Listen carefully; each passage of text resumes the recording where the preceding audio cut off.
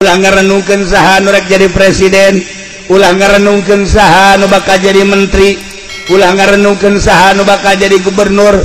Itu mah urusan manehanana. Renungkeun mun aing isuk paeh ieu aing di jero kubur bakal kumaha, eta nu kudu direnungkeun. Teu sarua ngarenung aing mun isuk paeh kumaha. Ieu sebuah renungan nu pasti jasa. Masyaallah karim. Sedangkan ketika orang maut nuturkan ke kuburan tetilu kan yasmaul mayit salasa ahluhu wa maluhu wa amaluhu. Begitu orang diiringkan ke mayit dulur naluturkan anak incu naluturkan, bahkan lamun jauh mah makam nak dipuatin ke mobil nak samak-samak nabai mapan milu kaditu. Begitu diasupkan ke kuburan tutupan dulur napa non gitu, dulur anak kabeh baralik harta balik nu hiji nu milu ka jero kubur amaluhu, amal urang apa abror apakah fujar milu ka jero kubur. Masya Allah karim.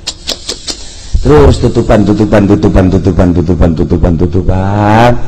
talqin cek Imam Zuhri ketika orang maca talqin ya, la ilaha illallah wahdahu la syarika lah lahul mulku wa lahul hamdu wa yumiitu wa huwa hayyun qayyumun la yamutu bi yadihil khair wa huwa ala kulli syai'in qadir.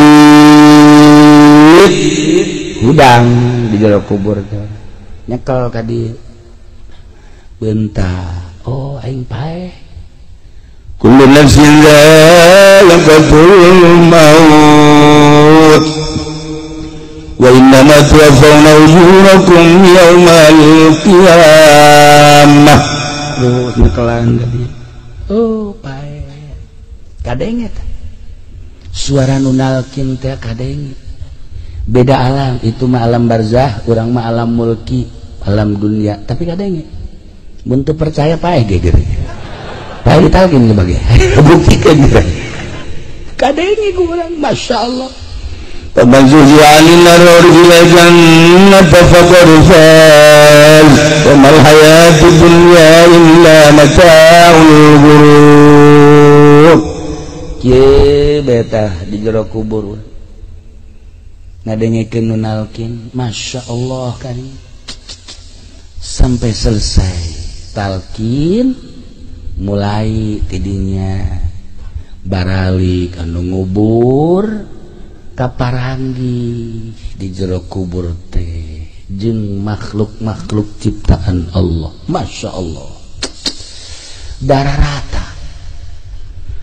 Bohong lamun di jero kubur teh cenah sempit, bohong lamun cenah di jero kubur teh cenah sepi, bohong lamun cenah di jero kubur teh aya sasak rame.